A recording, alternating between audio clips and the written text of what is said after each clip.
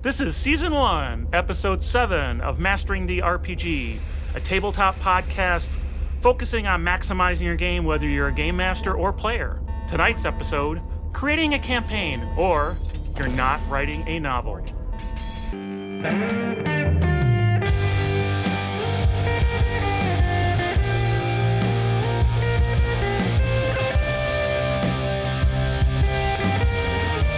Welcome, everyone, to Mastering the RPG. Again, like I said, a RPG podcast focusing on maximizing your game. Doesn't matter if you're a game master or player. Whole point is advice, ideas, cool stuff found, and some strong opinions. We hope everybody gets something out of it. I'm Carl, with my co-hosts Eric and James, and you'll find all our information at masteringtherpg.com. That's one word. And if you've got email, feedback, questions, you want us to solve a problem, email us at gamemaster@masteringtherpg.com. Hey guys, it's great to see you and hear you. How are you doing? I'm well, Carl. How's it going? Going fabulous. Going fabulous. Welcome back. Yeah. You've come back from, I know we don't like to time this too much, but back from Gen Con. How was it? Gen Con was fantastic. I ran 4 events, and they all went fabulously. They were all Savage Worlds. Surprise, surprise. Some good feedback, and I actually recorded some video for a music video I'm putting together, which will come out soon. I know you guys just started a campaign too, right? Or restarted your campaign as well. Well, We've just had to put our campaign on hiatus for a little while, unfortunately, which is a little bit sad. My movements have changed, so we're going to see what we come up with in the next few weeks. But as per usual, I'm running what I'm up to now, 7 campaigns at the moment. So Madman. It gets a little bit crazy, but yeah. So always Dungeons and Dragons and Call of Cthulhu to run. That is a lot. I don't think my brain could keep that much. I'd mix them all up, and people would be wondering what I was talking about constantly. So. Yeah. All right. So, hey, you know what? As always, we've got a cool thing to talk about. We have cool stuff found. Do you copy? Cool stuff found. Over. All right. Cool stuff found. So tonight we've got something really interesting, a great book. I won't steal the thunder of James. Go ahead. Tell us all about this awesome book that you have. Yeah, I finally a Kickstarter matured. Is that what you say when they finally deliver their stuff? But I've been a big fan of this author for a number of years. This is one of the reasons why I can run 7 campaigns. I'm talking today about Sly Flourish, and he has developed a book called The Lazy DM, and The Return of the Lazy Dungeon Master. There is a new book out based on what he does, called The Lazy DM's Companion. And this does focus a little bit on Dungeons and Dragons, but to be fair, you could probably expand it out to a number of different settings and a number of different systems. But The Lazy DM's Companion is a companion piece to his guide, his Return of the Lazy Dungeon Master. And Mike Shea, who's the author, creates these fantastic guidelines and different ways of looking at running role-playing games. Personally, I think he should be given the task of 6th Ed D&D, or whatever they're calling it, 5.5 Ed D&D. But it's another one in his line, and this Lazy DM's Companion has a whole heap of different stuff in it. Some guidelines on how to teach new players, how to generate some villains, good treasure generators. There's some guidelines on wilderness travel, different theatre of the mind based combat systems if you're not using your grid and your little minis, and a whole heap of different layers and different kind of little short encounters that you can drop into a game. He's kind of taken what he teaches in the Return of the Lazy Dungeon Master, and these are really great examples of how you might use it. And so he's given quite a lot of extra kind of rules overlay. It's not huge. His guides are not necessarily big. This one's only 57 pages. I got it as a PDF and also as a softbound book. But another fantastic a guide by Mike Shea. And Emmy award winning, I should say. This one picked up an Emmy at Gen Con. So very exciting time for him, and another great little resource to use for dungeon mastering. You've had a read, Carl. What did you think? You've got a critique. Oh well, who am I to argue with any award winner? But I read through it, and it was there's a lot of material here, and that's actually the only critique I have. A lot of the stuff is like one pagers of Yes. and sometimes it felt like, and it was I read through it and I was going, oh, I just wish he would have explored this topic a little bit more. Give it 2 pages. Like, for example, I was reading through session 0 and it was like, that's great, good information, but there's a little bit more to a session 0 you potentially could talk about. I wish you would have. But the material is spot on. I mean, it's all things that I nodded my head to for the things I knew, and then the things I didn't know is like, that sounds like a good idea. It's just sometimes, a little more meat, just a little more meat on the bone. And so I don't know if that's a critique or a desire for more. I think it's go on. I was going to say, so you guys seem very inspired by this. Well, is there any specific tip or trick that really stood out to you guys that would kind of, because so far I'm not really seeing what was there anything that what really, the heck is this thing? Yeah, what really kind of Let's have a think about this. So, for example, and this is a good example, he does a fantastic guide for an adventure, how to make an adventure itself. Let me see if I can find it. He says proudly, and then is struggling to actually find the page. And so, all of these are little one-page guides. So, for the how do you set up an adventure guide, God, where's it gone? Sorry, everyone, we might have to edit this bit out. Here we go, as a quest template. So he suggests that there's 10 types of quests that you could do, 10 templates of quests. There's kill a boss, find something, rescue someone, kill the lieutenants, destroy something, steal something, clear the danger, collect the key, defend a location, end a ritual. And he just provides 3 little sentences as an idea of, hey, if you're stuck for ideas, you've got to quickly get a quest together. Here's some sentences about how you might quickly formulate an adventure around this concept. So, kill the boss. It's simple quest design. Characters are hired or conscripted to hunt down a particular monster or villain in a location, then permanently end their threat. The boss might be protected by lieutenants and other minions. It's just kind of they're little one-page guides. You just grab the bit that you like the look of, and off you go and you run it.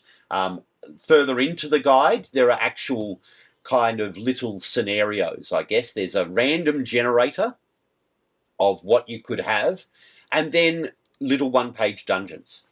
Little one-page maps, little bits and pieces. So there's the Dungeon of Shadow here, which has got a little map, 10 little rooms, broad ideas about what might be in there, no rules, no stats, just here's a concept that you could grab and run with.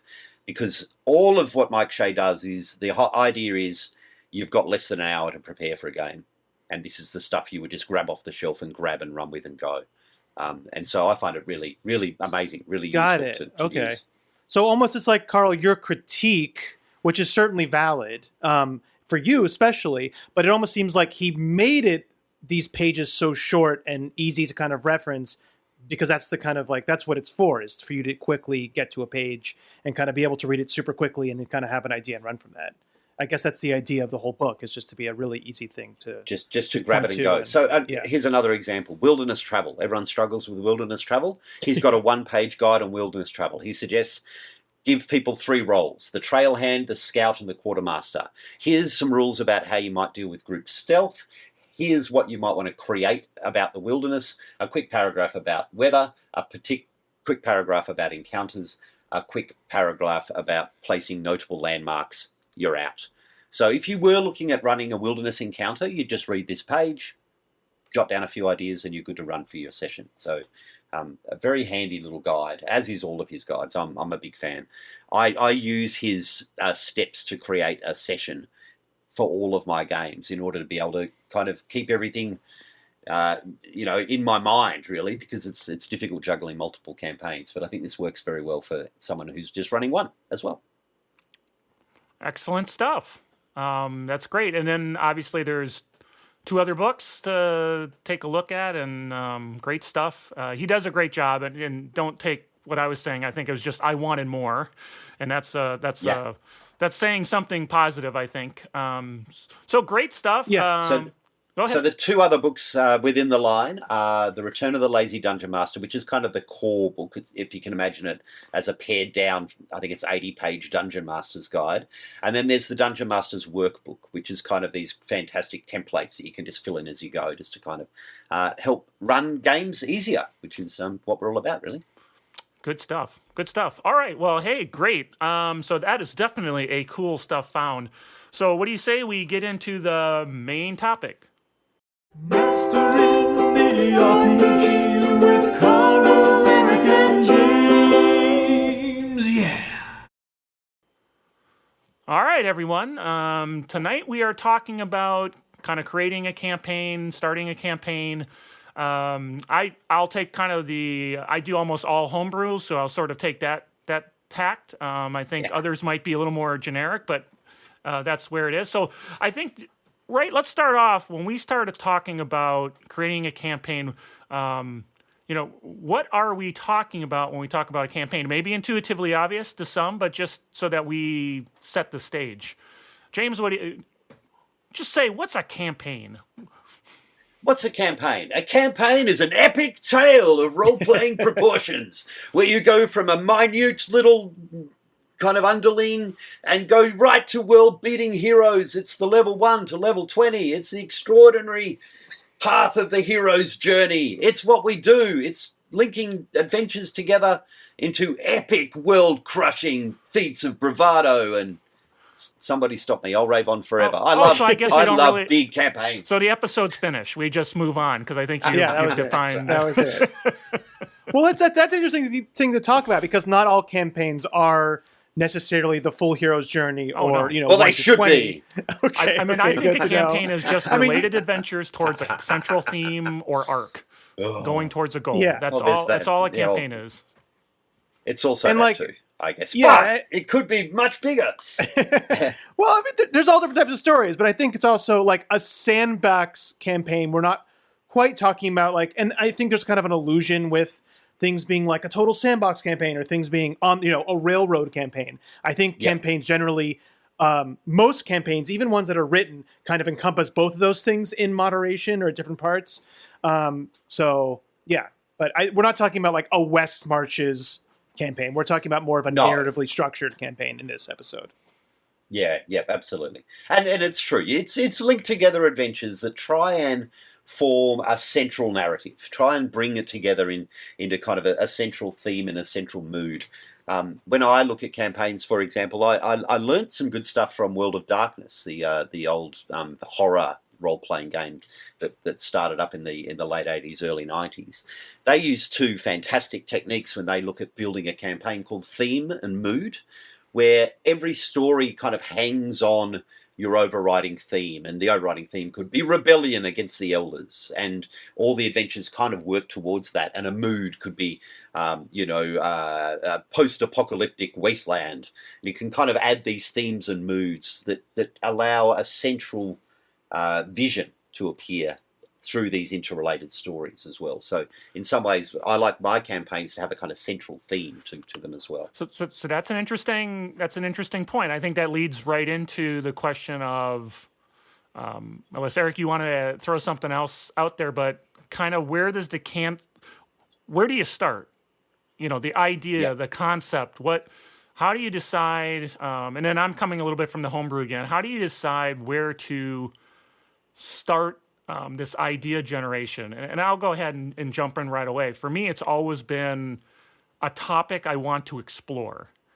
There's just something in my head. And so a lot of my campaigns revolve around almost, I guess it's kind of that theme. They revolve around a thing. Like, well, what if, civilization ended and we went into a digital dark age and all the information was lost, and then people had to grow in technology and they finally got to a point. Wow, what is that going to happen? How does that look? What happens if X? What happens Y? And that's actually a campaign I ran, and it was all about, I wanted to explore this idea, and I don't write novels, thus the title. Yep. So I need someone to help me do that narrative with putting some of those ideas kind of on the table. That's kind of where I start. I don't know. Where do you guys start? I'm in a little bit of a weird situation in that I run Dungeons and Dragons and other role playing games professionally. So often I don't get a choice of where I start. I get clients go, "We want to play this game," and I go, "I know, I want to help you," and that's kind of where I work from. But even in those situations, because I do a lot of published campaigns as well, I still think you've got to have your spark. You've got to have your idea. You've got to have your special take on even a published campaign to make it relevant to you and make it exciting for you. I think as a dungeon master, a games master, we do stuff that excites us. We do stuff that we're really keen on and we're interested in because, let's face it, there's hours and hours of research and preparation that you've got to do. If you're not excited by the concept, then you're in a bit of trouble. But even with published campaigns, for example, I'll take Curse of Strahd as a fantastic example, iconic horror campaign where you fight against a vampire lord. Even in that situation where it's quite a very specific theme and it's got a very specific story, I still try and tease out the theme for the group, if that makes sense. So, this theme, the last Curse of Strahd game I ran, I offered up this group a number of different scenarios, and they said, "Nope, we want to play Curse of Strahd." And I said, "That's great, in which case you're a salon of literary book club lovers, that you meet up every Wednesday and start talking about literary works that you enjoy, and one day you're going to get sucked into the mists and then you're going to have to deal with a vampire." So I still imposed a theme onto a group, even when I don't get control over what it is I get to play. But that theme and mood is really, really important.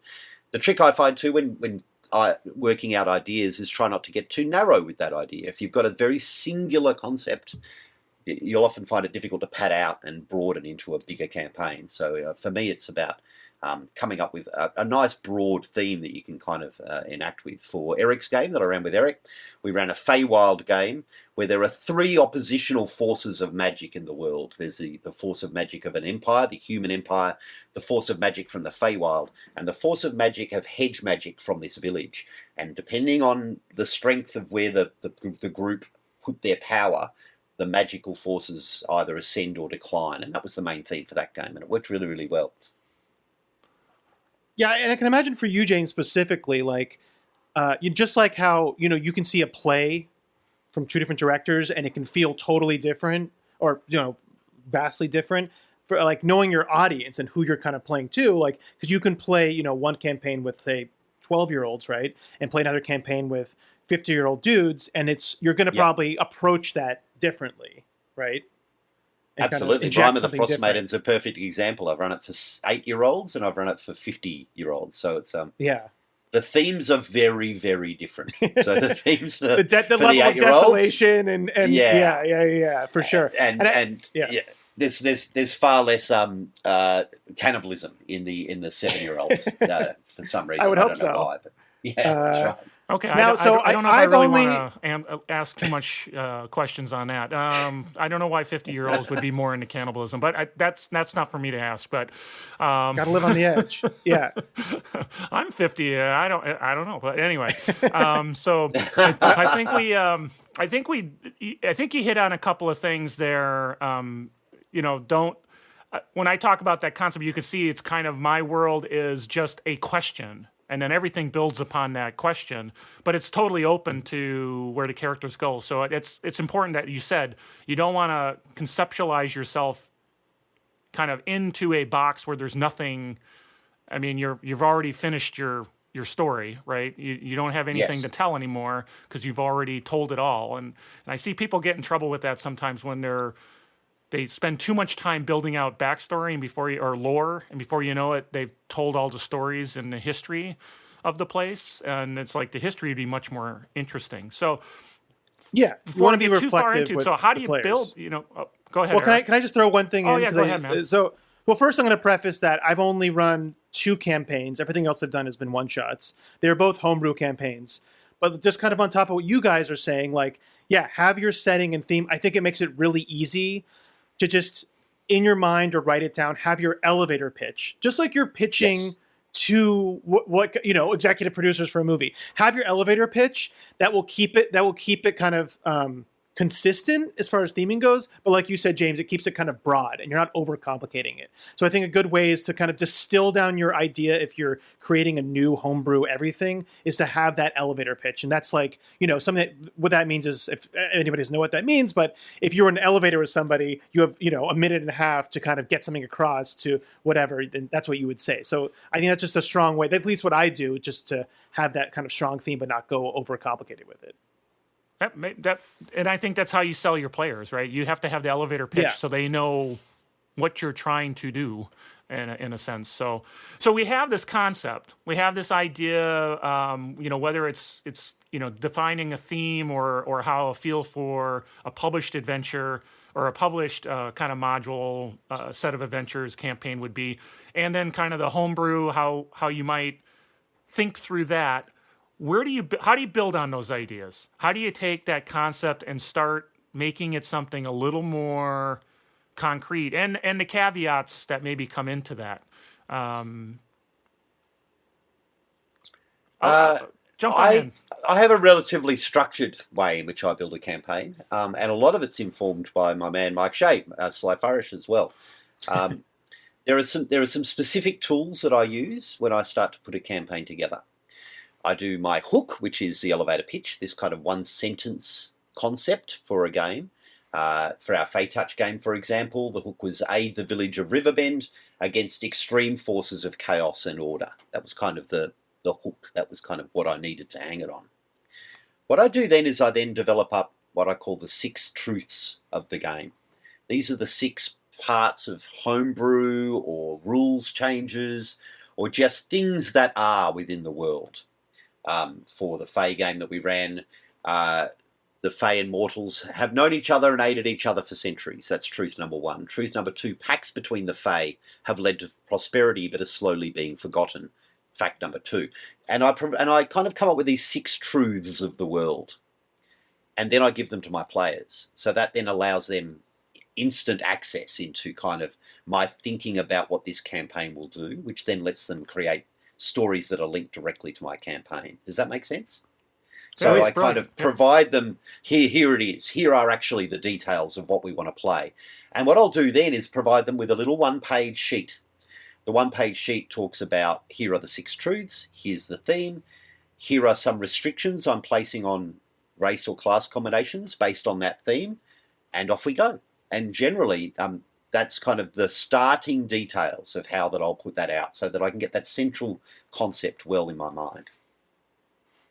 Interesting. I love that. I love that concept of the six truths. That's not something that I typically have done, but I know kind of in a session 0, there's lots of talking about how you're related to people, but I never really thought about that. So I learned something today. Now, yeah, I would say that just coming from the player side again, and I play in a lot of games, I write a lot of backstories, that definitely makes it much easier, especially before even coming into session 0, to have some sort of a backstory of how you really link yourself in intrinsically with the world. I think, James, when you did that, it was like a really, really easier start for me, definitely, to kind of like, okay, here's a concept and here's how I can link in an interesting way and know my place. Because I think that's the hardest thing, if you don't know a setting too well, is kind of, as a player, is knowing your place in the world, really. And most GMs don't have hours to spend with you, like explaining these things to you. So that, I think definitely, like you said, James, setting up something like that is extremely helpful for players to make a more dynamic backstory and characters. Interesting is I come from a different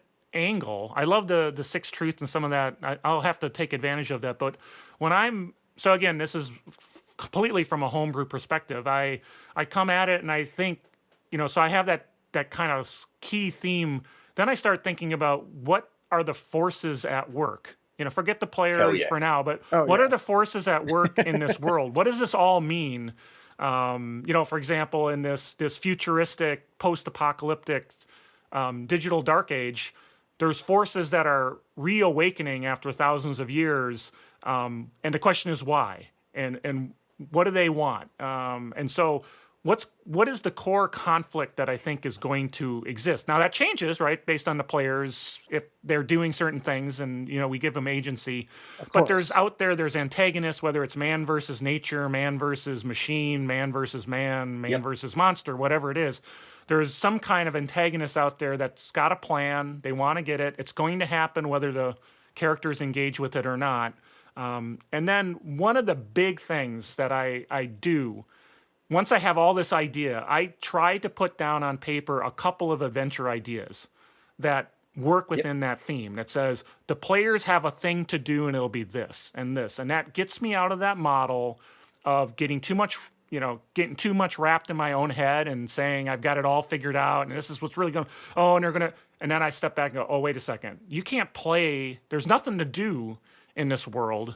It's really cool, but there's not a lot to do in this world. Yeah, it's all been done. Yes. Yeah, I've already figured it all out. And so how does that, and this isn't fully fleshed out. So this is, just the players might be doing this and this might happen. And then in this post-apocalypse, I don't think, when you guys were playing it, one of the end games where you found an ancient city that had all this technology and people who were being turned into, creatures, nano creatures, humans were being, that was it kind of in the beginning.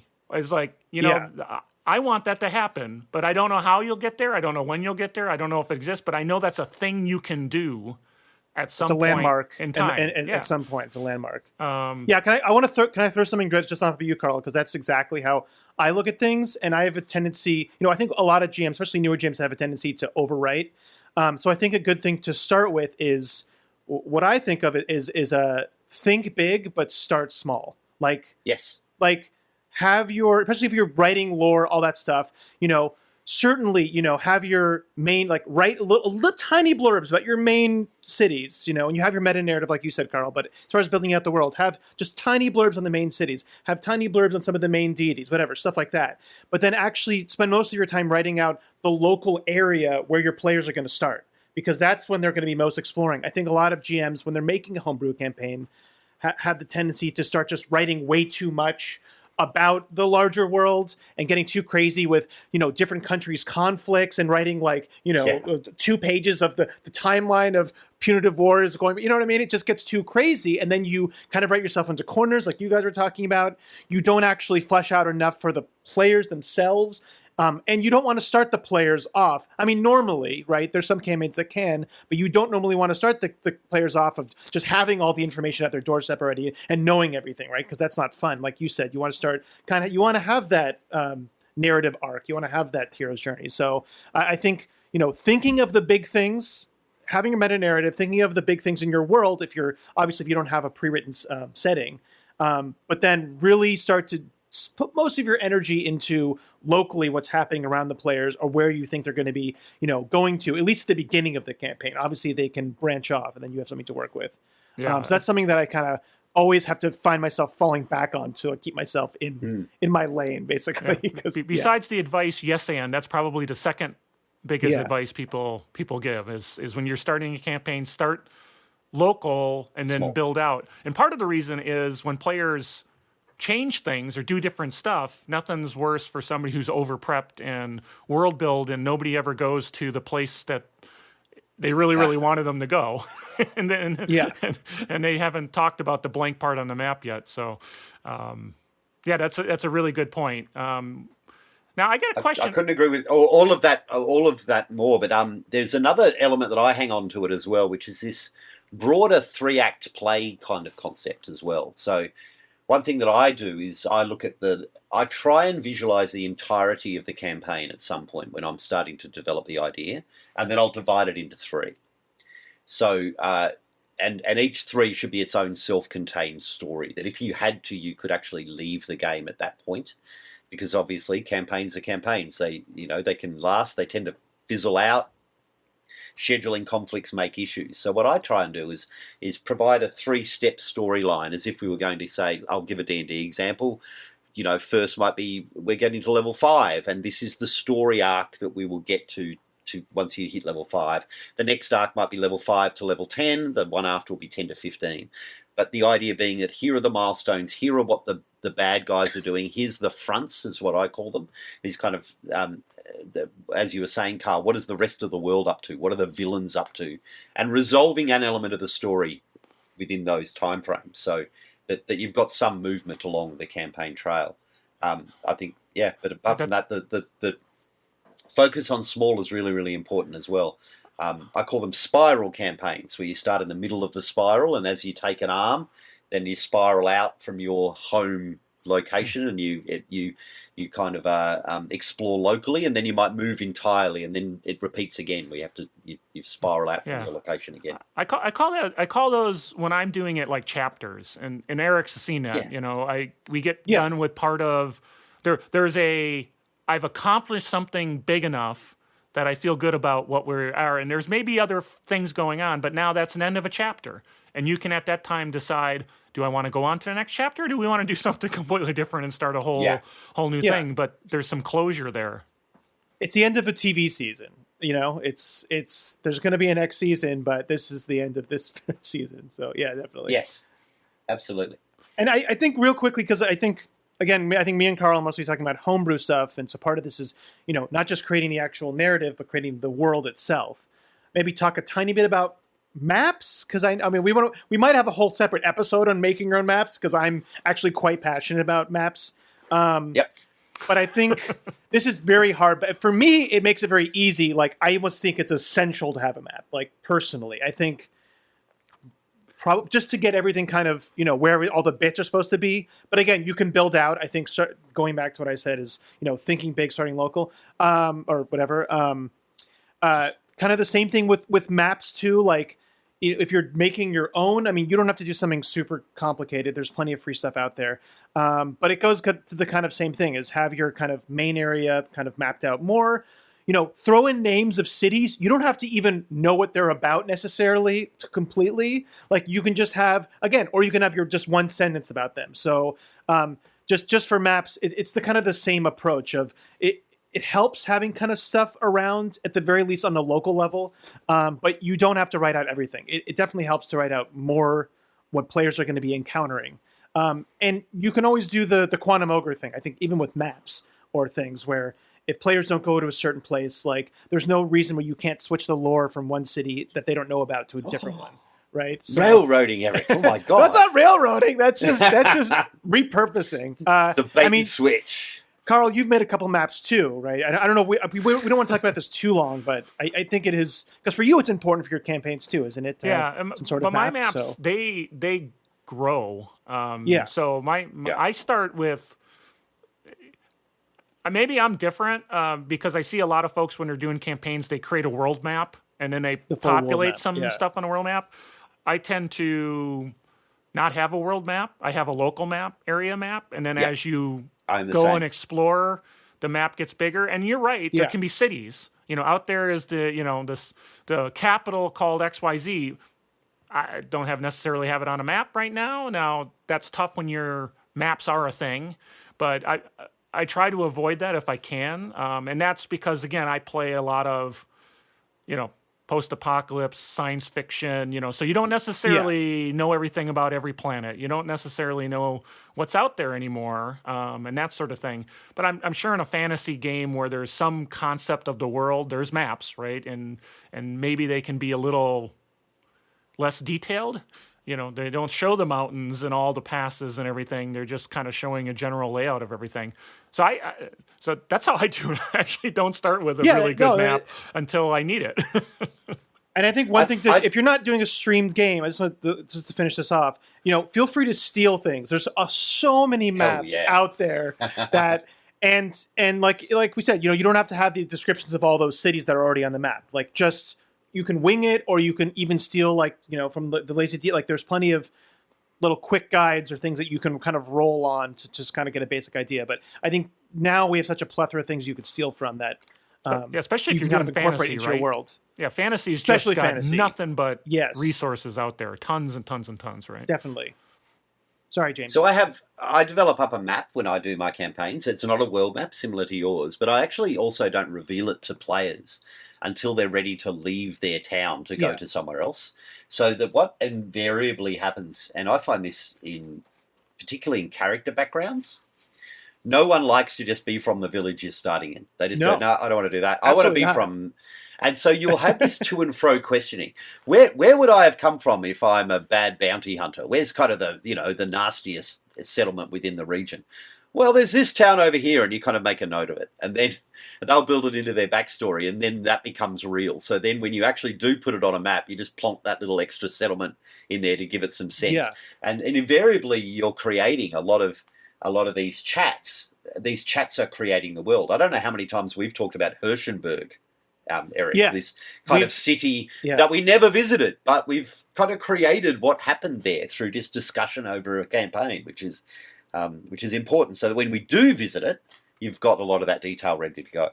Yeah, that's a really good point. That's one thing I forgot to say is that, and often with GMs like you and Carl, that you can have players take some of the load. If you're, if you say, come up with your own town, and then you can still tweak it if you need to, but like let them carry some of that world building load. Like for me, I love doing world building even for games that I'm not in. So like throw it to your players. If you're feeling overwhelmed, they can take part of that load up.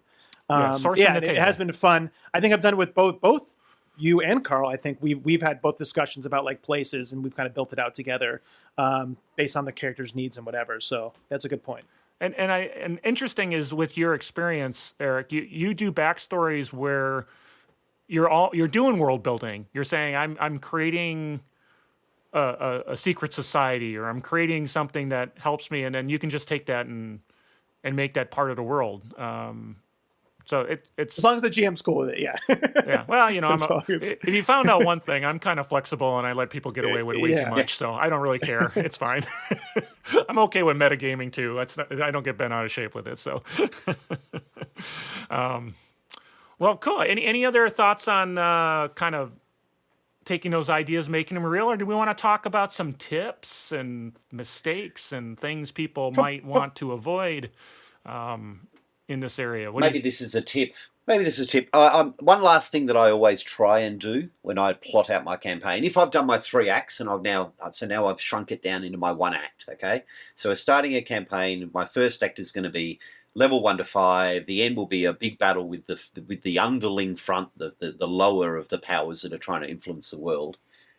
I will intentionally try and write a few peaks and troughs in there. I will intentionally try and put some crescendos and low points into that initial planning, so that you are prompted when you're coming up and fleshing out ideas to make sure that you've got some real things that you have to struggle against, but also some lighthearted moments. Because often I find, unless I prompt myself to have these lighthearted elements within the story, it can get dreary quickly, because I'll kind of continue to add more and more bad stuff into the world. So I kind of do this extra little bit where I just kind of make sure that I light a candle on the journey every few sessions, just to make sure everyone isn't kind of too morose by the time they play every week. Important for kids' games too. Like, I've got to make sure that for my kids' games, for example, there is something overtly silly every 3 or 4 sessions. So I have to make sure I write that in there as well. So we have a cake eating contest or a fart lighting contest or something like that every 4 sessions, just to keep it brief. I just think that's just good story building, like across the board. I mean, for me, my favorite shows are usually like dramatic comedies, because that's real life, right? Real life is not just drama. I mean, or just comedy. Like they're a mix, and even in the darkest times, like, I mean, I don't know how people want to go, but like, I was gonna go really, really dark here, but even in horrible things, people find humor. That's just a universal constant for humanity. So that is a really good point, James, is that when you're making a story, or you're co-opting a adventure campaign, you want to have those mixed beats in, because it'll keep it fresh, it'll keep it more realistic, and people will be more engaged. So that is a really good point, James. Yeah, and just I listened to a couple of podcasts, and there was folks who they really got upset when people weren't continually, and this is for like horror or zombie or something like that, they really actually got upset that people were bringing some lightheartedness into it.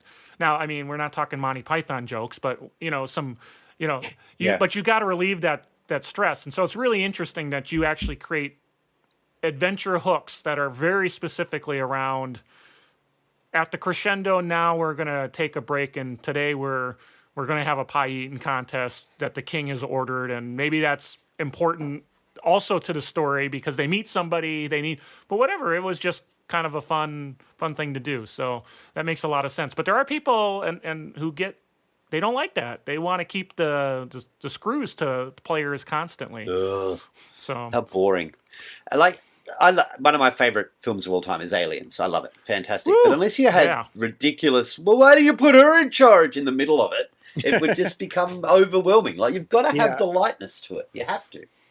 And that when you have the lightness, it makes the darkness or the heaviness that much heavier, that much darker. I mean, everything is counterpoints, with us. So we have to have one thing to kind of reflect off the other. So, it's like music, dynamic range. If everything's the exact same volume, it loses some interest, right? So there can be no shadows without the light, right? So, cool. So tips, right? Well, we started with mistakes that people are making. So how about some tips and some additionals? Yeah. I think we've covered a lot of it. The too much detail up front for me is the biggest mistake, and I fall into this trap too. And you just waste time, and in my mind, it's often lost work. The overcomplicated detail, the what is it? The trade delegation embargo situation from the Star Wars prequels, where it's just like, what? I've got to read what to get into this story, where it's a 12-page primer that of all the intricacies of how all this stuff works together. I think that's a common mistake. You really don't want to be giving your players encyclopedic backstories. That they have to struggle. We're not going to read it. They're not going to read it, and they're not going to remember any of the detail of it. And so you're just doing it for yourself. So, I think that can be a strong issue. So I just want to ask this question then. So for published adventures, so I'm running a published setting right now, and there was 20 pages because it was a setting, and these are things people know that the folks had to read. I didn't like that because there's a lot of stuff, and then I'm boxed in, and So, do you see that in D&D adventures, or is sort of open ended and? There is setting material in every published D&D game. I try and abbreviate that down to hell, just to try and get it as short and sharp as I can. I try and get it down to a page.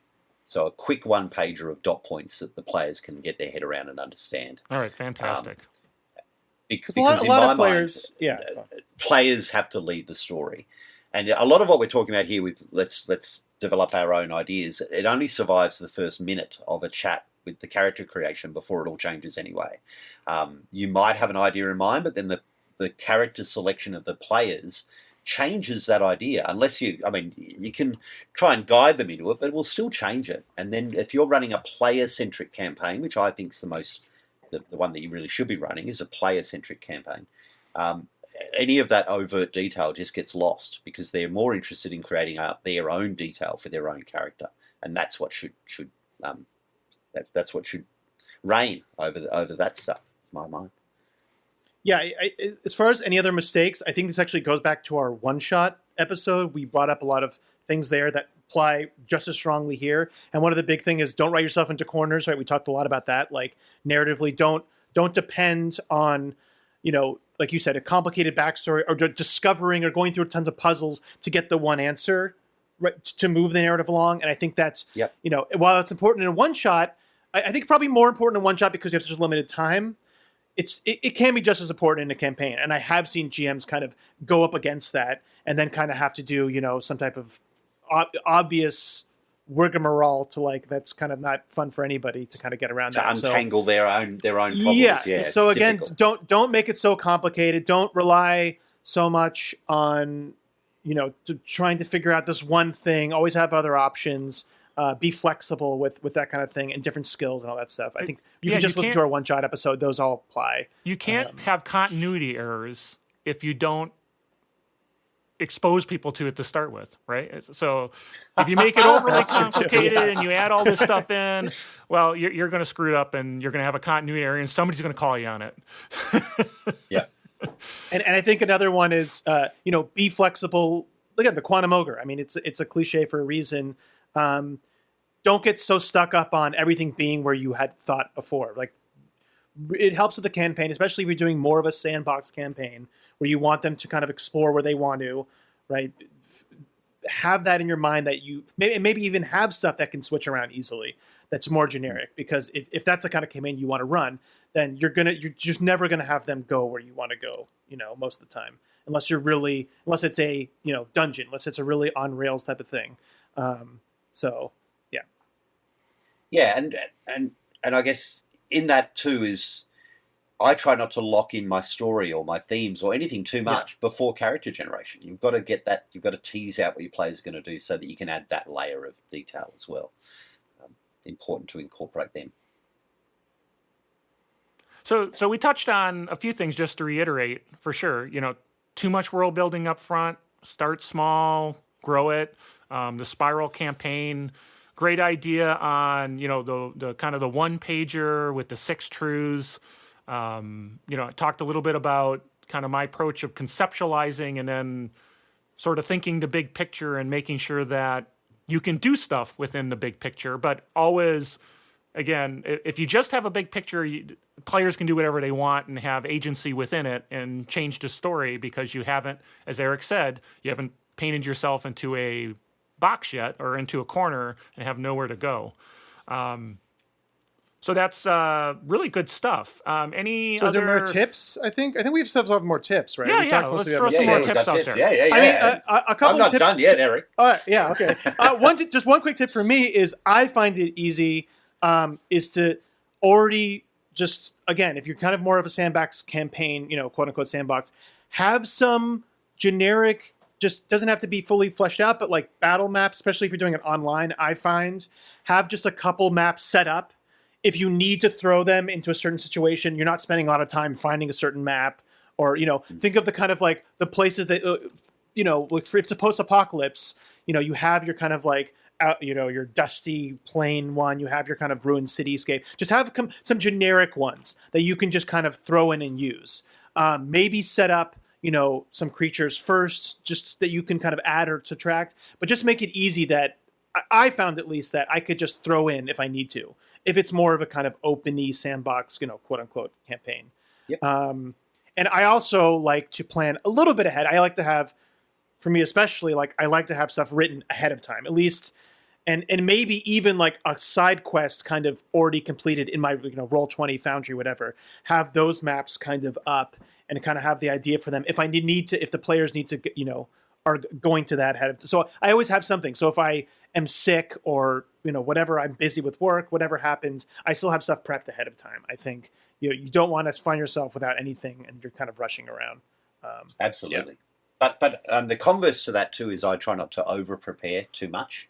And when I say that, all of my campaigns, I've only ever prepared 2 sessions from where we are now. So I've got my little every 5 levels kind of, this is where I want it to go. But in terms of detail, I have no idea what my players are going to do beyond the next probably 6 hours of role playing. So I only ever kind of prepare 2 sessions.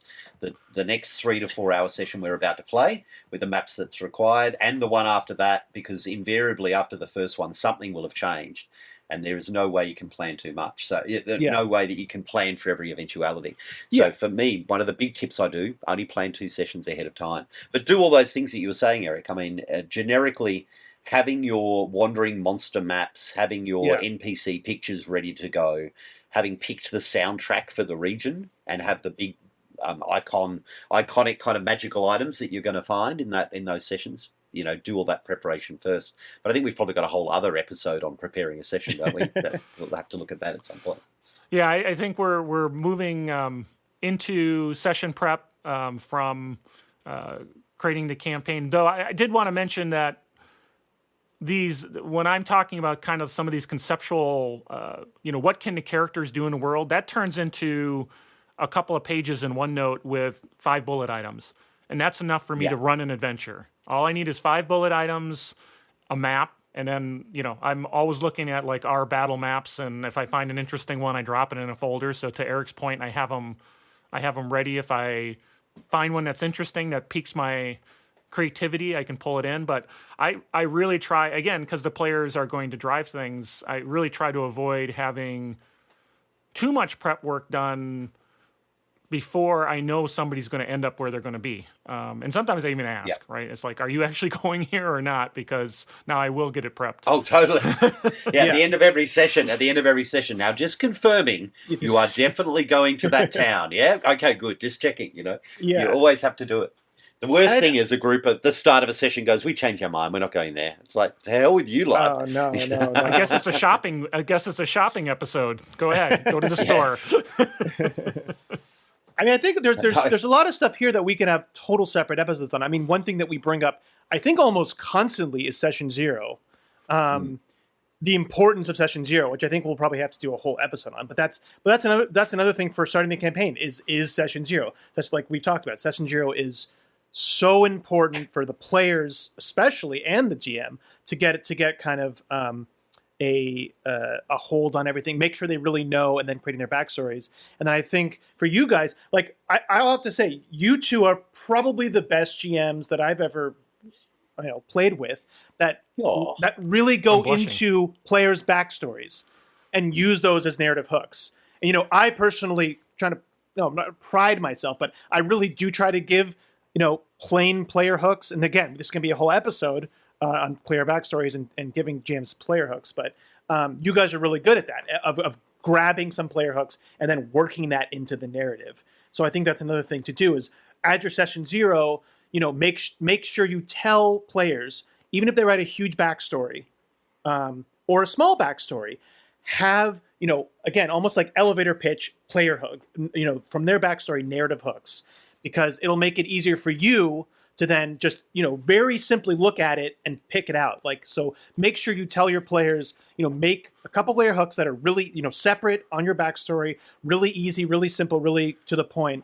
And that'll just be good for everybody. And that makes it easier for you guys. Yeah. A good TLDR. Right? Too long didn't read. If Yep. you got your too long of a backstory, just get those key points out. Well, even if they have the long backstory, have it separate. Have those kind of narrative hooks separate, just so it makes it easier for them. And exactly. But use them. I mean, the character backstory and I lean hard into my characters. The players that come up with, because it's all about them. It's their game. They're having the fun time, and so any little tidbit that they come up with, they want to incorporate with their story. Have it manifest in the world. They're going to be receptive to it. There's going to be no pushback on it, and that it's going to be a winner. So I grab all of those little details from backstories and just liberally sprinkle my world with them, because it just makes for a fun game in their eyes. There's no question. The other little tip that I use as well, and I think we've talked about this before, and there's probably another episode on villains we can use, is the idea that the villains or these fronts are moving independently of the PCs, so that they have their agenda, they will do what they will do. And that way you can continue to have repercussions within your world, and you can continue to refill the well of ideas in some ways, because you know that the villains are doing certain things. I also make sure that the other powers within the world are also responding to that. So if there are kingdoms of righteous that might be helping to rise up against the villain as well. There are secret societies that might be working against the villain, and having them run counterintuitively, mental blank, running counter espionage, so to speak, as they go through. So making sure that the rest of the world is moving independently of the characters. And that's called the living world concept, right? I mean, the world should exist without the characters doing something. And it can be little stuff too. Maybe this is getting off track a little bit, but just that the guy who owned the store doesn't own the store anymore. And someone else does, and because some event happened that the players did not know about. So anyway, that's probably cool. A little more beyond kind of creating a campaign. Eric, you want to throw something in there? Well, the only thing, I mean, again, there's not much to this, but coming from a player's side to join a campaign, there's not a ton to do, obviously, except for read what the GM gives you, understand the campaign. And just as far as a hint goes, for at least what I've done when I come into a new campaign, that's especially like you said, your guys' campaign, which you put a lot up front. You have your elevator pitch, and it's obviously it's a big undertaking for you guys. I find it easier when coming to a campaign that if I know the kind of the elevator pitch and the setting, I often might watch a movie or like read a book or watch a TV show that's kind of themed based on that. That helps me get into the mindset. Like before we did the pirate game for you, James. Yep. I actually watched a lot of Pirates of the Caribbean movies just to get into like the theme of that and kind of see, what are some character archetypes that I could draw from. And like, and I think with some of your, like I watched some cyberpunk stuff before yours, Carl. So that's just something that I do. If you're kind of struggling to kind of like, or what, again, that's probably more than you need to. I just find it fun and kind of immersive to do that. And then again, getting to session 0, and then, don't come with too much of a concept before session 0. Like, maybe you have your class, but again, be flexible as a player and come at it with a little, have some strong ideas, but then, I found the best characters when I've worked with the GM and we've been bounced ideas off each other, and they've really evolved. Like in that seafaring game, like I had crazy idea. It was a long backstory, but me and James really bounced stuff back and forth. And my character actually changed a lot in a different direction that I normally wouldn't have done, and was more I said religious. no 17 times. It was great. He was way more religious than I thought. No buts. Than I thought he would No be. buts. Yeah. Yes. So. That's right.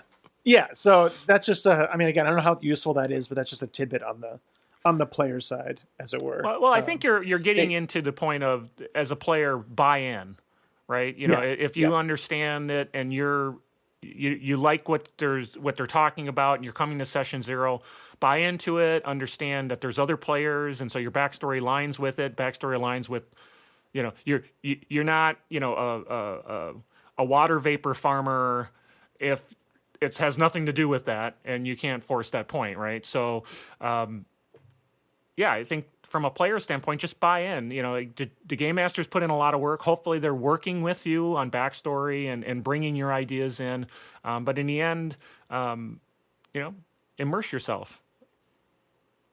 I have a last potentially controversial tip. Oh boy! And this tip is, I don't like ongoing campaigns. I don't like campaigns that are designed never to end. The ones that just continue on. I'm to clapping level right 20. now. Yep, I'm clapping. Ooh, that's not controversial. For me, Not for I this try panel. and limit my campaigns. I try and limit my campaigns to 1 year. It sounds a bit weird, but I actually find it's easier to pitch to players to say, hey, yeah, we'll play this for a year. We'll play this every 2 weeks for a year. And they mentally go, that's 25 sessions. I can do that. Let's do that. And then you set it up so that it has a fantastic end to the campaign during that year.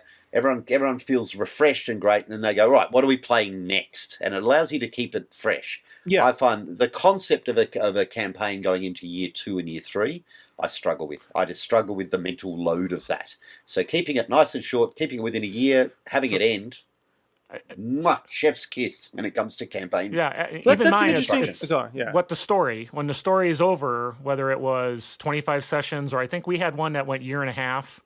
But when it's over, that's kind of when it happens. And it's folks who said I've been playing the same campaign for 20 years.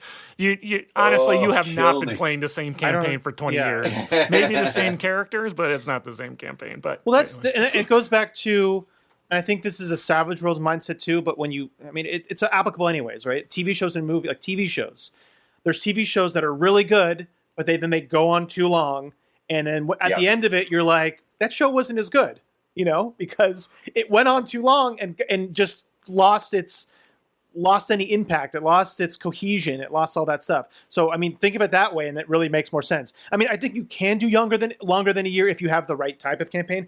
Our Fey Touch campaign went over a year, and we're still, and we have it's almost like kind of 3 separate campaigns linked, but we have this very, very strong, here's an ending point. This is the next sequel to the movie. And we haven't actually faced the main threat yet, the whole meta threat. So you can do it where it's longer, but you made it so it's a very distinct, like, here's the beginning and the end. This is a good, strong end. There's obviously still the main threat, but it's not one of those open-ended campaigns, like you said, where it's just like, oh, let's just come up with a new adventure and a new adventure. That's just, that's just not fun, and it takes away from the memory, Like, like I said, it's like the American Office, like that should have ended in season 7. Like, don't, 3 if you're not from America. I agree with you there. I did love the British Office more. So, and it's funny. Obviously, it's system dependent. Like, you cannot play Call of Cthulhu for a year. Your characters don't survive that long. Yeah, that's so true. It's one of those things. I'm really or talking like deeply at this point. Apocalypse Engine games. Like those cannot. Those are designed to not go on like that long. Like, there's just an end point. All right. So, any last thoughts, or we'll wrap it up. I think that was a really good conversation. Last thoughts is run more campaigns. 7 is not nearly enough. Run more. Well, I mean, that's one a week, one a day. So I'm sure you're Yeah. doing multiple, multiple in a day, times per day. So, He does yeah. multiple Yeah. per day. That's right. He'll finish ours. He's like, I'm in an hour. I'm running this one. It's a lot of work Yeah. for me just to keep up on one, and then of course. I'm actually leaving this to do character creation for a guy who's joining my Monday campaign after this. So. All right. Well, I guess he's giving us the hint that we should wrap this up. Yep. So hey, thanks everyone for tuning in. I really hope you got something out of it. Remember to drop by masteringtherepg.com. Again, mastering the RPG is all one word. And you can see the other projects we're working on, see our background, drop us a note, support us, all that good stuff. And if you do want to drop us a note and even ask us to adjudicate a problem, I think Eric would really love for you I guys to would drop a love note that. so we can adjudicate a problem you're I'm having. very opinionated about problems. So, Yes. yeah. He's the problem child. Wait, is that really how that's No, supposed to that go? works. Okay. Yeah. That fits. I have no siblings. That works. So go ahead and send that email to gamemaster@masteringtherepg.com. So Game Master is one word, Mastering the RPG is one word, and we'll get you on the show and talk about the topics. So again, I'm Carl with Eric and James.